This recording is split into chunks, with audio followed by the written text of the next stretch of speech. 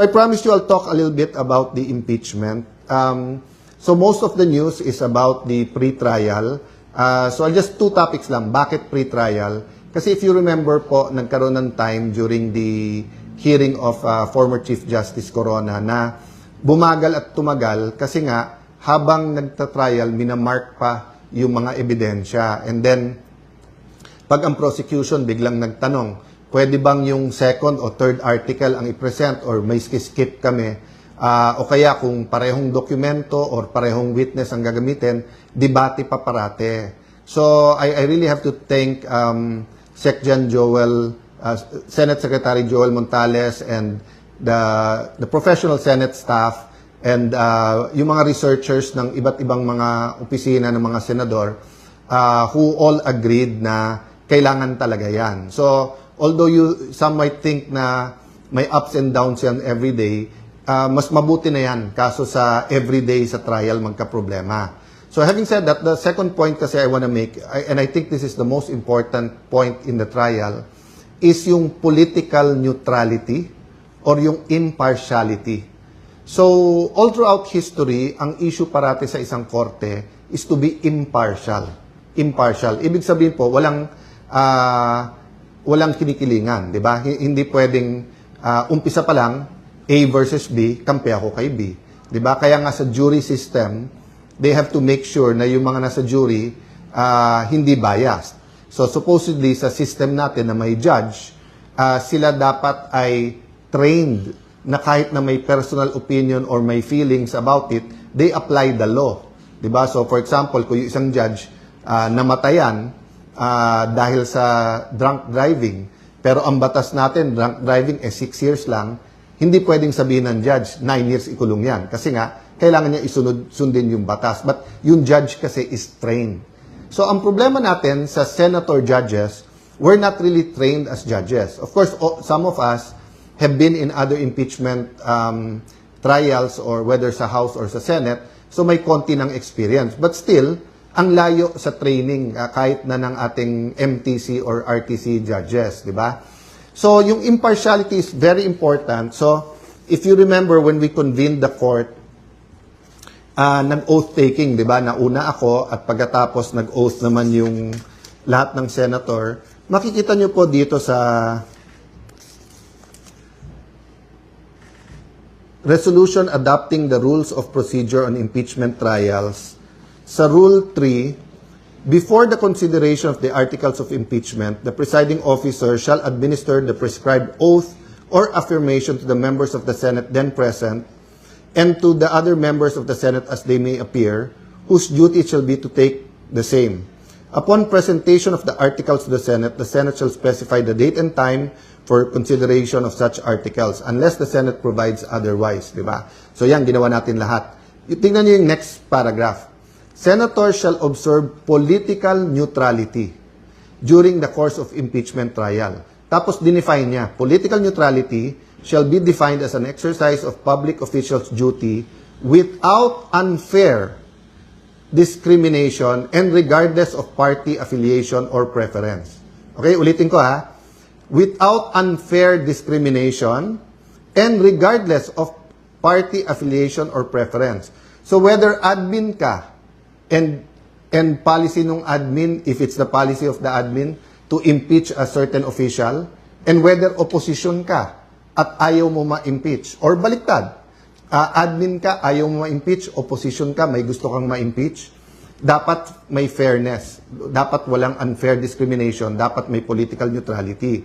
That's why, dun pa lang nung nabuo yung bagong majority nung May 11, ang sinabi sa amin, ang priority, dalawa. Ang ating ekonomiya at pangalawa, yung magkaroon ng fair at maayos. Yun po ang sabi nila, fair at maayos, impartial at maayos na impeachment. Pero nagulat kami, bakit naging priority na buwagin yung bagong majority at tanggalin ako bilang Senate President. So, isang theory dyan na lumabas is that ayaw kasi talagang lumabas ang buong katotohanan tungkol sa massive corruption that has been going on for the last 4 years, and yung simbolo ng massive corruption na yan ay nasa flood control. Nililiwanag ko po yun kasi sabi nung iba, flood control lang. Hindi po. Napakaraming instances of corruption. Some are endemic, some were there, for example, pag sinabing Customs, BIR, DPWH, to be fair to the Marcos administration, even President Duterte said na may corrupt na contractor sa DPWH. Even President Duterte said, yan BIR, yan Customs. Remember, may kinulong siya sa Bureau of Immigration, di ba, BID. Lalo po during the time of President Pinoy, who we also honor today. Many people are honoring him. I had the privilege of also serving with him 3 terms sa Congress and then sa Senado.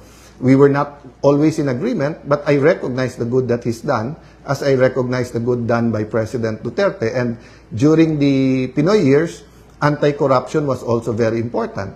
So having said that, nung lumabas yung Napoles, sabi, grabe naman to. May ghost, may yung pera parang dumadaan lang sa foundations tapos sa bulsa na ng politiko at ng contractor pumupunta. Ang problema mga kababayan, nagmukhang barye. Yung Napoles, pagdating dito sa ghost project sa flood control, isipin nyo 350 billion a year. Yun ay sa flood control pa lang. Hanggang ngayon po, yung corruption dun sa maintenance projects na is another 300 billion a year. Halos wala pa akong nababasa dyan. So, napakarami pa ho. So, statement po ni Senator Win, paraphrasing, pag may lumabas na ebidensya, pwede mag-hearing.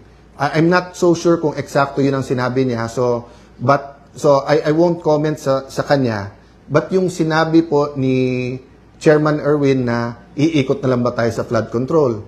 O kaya yung sinabi ng iba na kapag may bagong ebidensya, hindi po ganon. Pag nag-iimbestiga ka, ikaw naghuhukay. Ikaw nag-investigate. Ikaw nag-uncover. At kahit sino po sa amin mga senador, congressman, basta't neutral lang ho, neutral lang. Wag lang talaga maging alagad or aso or tuta ng Malacanang.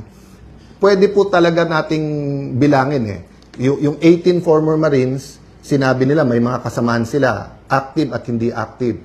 So, yung isang lane lang yon, yung mga bodyguards. May magandang point yung sinabi sa akin ng isang public official din. Sabi niya, Sen, bakit ba ang daming debate kung may katotohanan o wala? So, hindi pa niya sinasabi kung totoo o hindi yung testimony ng 18 Marines. Sinasabi niya lang, but may debate pa kung yung mga former bodyguards or former Marines ay pwedeng mag-deliver o hindi. Si Zaldico na mismo nagsabi na marami siyang pinadeliveran. Di ba? And everyone agrees that former Congressman Zaldico is in the center of this. So, hindi ko pa sinasabi na conclusive siya, mastermind, or kumbaga sa gera siya ang isa sa pinakamalaking general. But we all agree, whether we believe what he said or hindi, that he's in the center of that. At siya na nagsasabi nga na yung mga nilikom niya ay hindi para sa sarili niya at may mga diniliberan siya. Imposible naman mag-isa siya nag-deliver. So, going back to my point, that's one area to follow. Okay, number 2, dami pang public officials. Ang dami na banggit. So, dun sa inyo na nagtataka bakit ako inaaraw-araw ni Senator Lacson, di ba nasabi ko na kasi nabuko sila So, kasi kung susundan nyo, hukayin nyo yung ibang mga video at mga statement ni Senator Lacson, dumating ang point, siya na yung sumasagot Siya na nag-i-interpret ko ano sinabi ng mga witness. Siya na nagsasabing, etong witness na to, okay, eto hindi, eto credible, eto hindi. Kinausap daw niya si Yusek Bernardo, nag-deliver daw, pero hindi sa Malacanang o hindi sa mga taga-Malacanang. Kung hindi, or hindi sa First Family, pero dito dineliver sa mga opisyal na to. And then ayaw niya patawag yung mga opisyal na yan. So, kahit na po yung mga investigador sa PNP na 6 months pa lang nag-training, nag-uumpisa na, may simple yan na kung paano mo susundan yung ebidensya. Diba? So, napakaraming leads. So, ang question lang, gagawin natin ba to o hindi? Bakit ko to inuugnay sa impartial hearing? Kasi, kung ang gusto ng administrasyon, kalimutan muna natin lahat ng ibang corruption, impeachment muna kasi importante to. Then that's selective justice, di ba? Then that's discriminating, meaning any other corruption, okay na lang sa atin? Basta't dito na lang? Kasi, why? So, I mean, I won't go into the reasons, obvious naman, di ba? So, we have the rest of this week, we have next week. Why not call a Blue Ribbon hearing? Why not ask both the administration and the opposition sinong gusto niyong witnesses. Nung araw, ganun eh. Naging chairman ako ng Blue Ribbon Committee eh. Kahit sinong member na magsabing, sir, can we call ganyan? Kasi when you call a witness, so for example, kung 10 kami mag-attend, ako gusto ko magtanong sa 18 Marines. Eh di, oras ko yun eh. Di ako magtatanong doon. Ngayon, may nasabi silang hindi sang-ayon. O di, magtanong sila. Kaya nagtataka nga ako kay Senator Erwin, ba't nagko-comment pa about the 18? Eh sabi niya, mag-inhibit siya. At si Senator Pangilinan na dapat ang mag-hearing dyan. Kasi kung ang sasabihin po natin ay, sige, we're getting organized. Okay, pero kung sasabihin nyo, oy, tapusin natin impeachment, wala mo ng Blue Ribbon hearing. Sandali lang. Napakalaki, mas malaki yung pinag-uusapan nating amounts eh. Di ba? Parang bundok versus... So, yung pag-uusapan sa impeachment, hindi ko mamaliitin yon. Pero kung ano man ang pag-uusapan natin sa corruption compared sa impeachment, it is at the very least as important. But in terms of volume of the money lost, napakalayo. Di ba? So ang point ko po, kailangan nakakapag-multitask tayo. Di ba? Kaya nga dinidistract eh. Kaya nga inaaraw-araw ko ni Senator Lacson, sasabihin niya, move on, tapos siya din ang hihirit. Ang daming, i-explain ko yon yung sinasabi niyang hindi statesman. Ang i-explain ni Senator Lacson ito. Kasi ako, 2007, naging chairman ako ng Blue Ribbon Committee. Before that, 3 terms akong congressman. So, although nung congressman ako, nababantayan ko lang yung Blue Ribbon Committee, pero hindi naman ako nakapag-participate. But from 2007 until recently, nababantayan ko at active ako dyan. Halos lahat ng naging chairman dyan, sinusundan ng ebidensya. Halos lahat ng naging chairman dyan sa Blue Ribbon Committee, may reklamo ka man, hindi nila sasabihin committee de absuelto or iwa-whitewash, di ba? Pero during the time of Senator Lacson, kaisa-isa siyang chairman na obvious, dinidetermine ang direction ng committee. Siya na nagtuturo kung sinong guilty o hindi. Pati papunta sa DOJ, papunta sa ombudsman, di ba? Parang nagpapasahan. So, very, very clear yon, di ba? So, kung gusto niyo ng pampaputi, punta kayo kay Senator Lacson kasi magaling mag-whitewash. Baka may, may pampaputi, di ba? So, yun ang, kino-compare niya ako sa lahat ng naging Senate President. Sige, compare din kita. Di ba? Kay Senator Gordon, ang comment lang naman doon dati, mag-chance din magsalita yung iba. Once, si Senator Trillanes parang sinasabi. Pero Senator Gordon was always open. Anyone can ask questions. Pag sinabi mo, invite to, i-invite. Yung ibang naging chairman, Senator TG, maraming nagalit sa kanyang senador. Marami. Kasi nga yung Napoles, maraming tinamaan. Actually, some thought nga he was too open kasi minsan hindi pa na-verify na pag-usapan. But walang whitewash. Baliktad, ang tingin ng iba, too open nga. Wala naman reklamo nung ako ang naging chairman ng Blue Ribbon. So, napakaraming iba, sundan nyo. Wala doon. Kaya hindi yung partial report, ngayon pinupuri niya ang ibang kasama natin. Pero nung una, pinupush niya na pirmahan yung report. Nakalimutan na rin yun. I won't comment there, but I just wanna say is, number one, it's too important for our country to be able to find a permanent solution, a permanent system, a real culture against corruption na masolve natin to. Pag lumipas tong administrasyon at hindi natin sineryoso ang flood control at yung infra na corruption sa DPWH, babalik to mas masama pa. Para tong TB na hindi nyo tinuloy yung gamot, magiging drug resistant yung strain, di ba? So parating sinasabi po yon pag tinitreat yung tuberculosis na kailangan, kahit maganda na pakiramdam mo, kailangan mong tapusin yung gamot. Hindi pwedeng sa pangatlong buwan, medyo maganda na pakiramdam mo. Hindi. Ganon din po sa corruption. Minsan lang tayo malingat dyan, mabibinat tayo na mas malaki pa. Nangyari na From Napoles to flood control, grabe po. Di ba? So, having said that, I just want to mention this. We can't keep saying change, then we just change administrations, change presidents, change ombudsman, change Senate president. We have to change the political culture. We have to change our values. We have to change the foundations of what we call governance and values sa governance. So, I'm inviting everyone, total marami na tayo sa page na to. Kung may ideas po kayo, let's put together a Philippine agenda. I think yun po yung mali from EDSA 1 until present.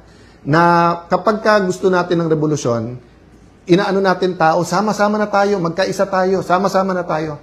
Pero pagka napalitan na ng leader, kami leaders, kami na lang magde-decide.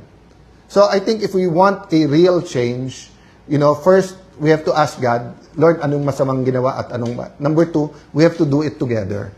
So, special mention ko lang yung Tindig Pilipinas. So, di ba, yung grupo nila, Kiko D, nag-file sa ombudsman. So, na-receive namin today. Kausapin ko pa lawyers ko, pero alam ko na, sinabi ko na sagot ko dyan. But I just want to congratulate them for doing the job for the administration. Alam ko naman na nung ginawa ko to, sunod-sunod na mga kaso ang pupunta sa amin. Sanay na kami dyan, di ba? Sinabihan yung mga senador, pag hindi kayo malis, kakasuhan, pagka hindi kayo... Basta, so, ang point ko lang, just remember who you are, Kiko. Di ba? Kiko D. Aquino ka, hindi ka Kiko D. Marcos. Di ba? So, don't get instructions from the administration. In fact, kung nag-volunteer kayo, then you're even doing them a favor. I know, meron kayong issue kay Senator Bato, so file the cases. File the cases. Di ba? Mismong DILG nagsabi nung nasa Senado yung si Senator Bato, walang warrant silang alam, 'di ba? So paano naging obstruction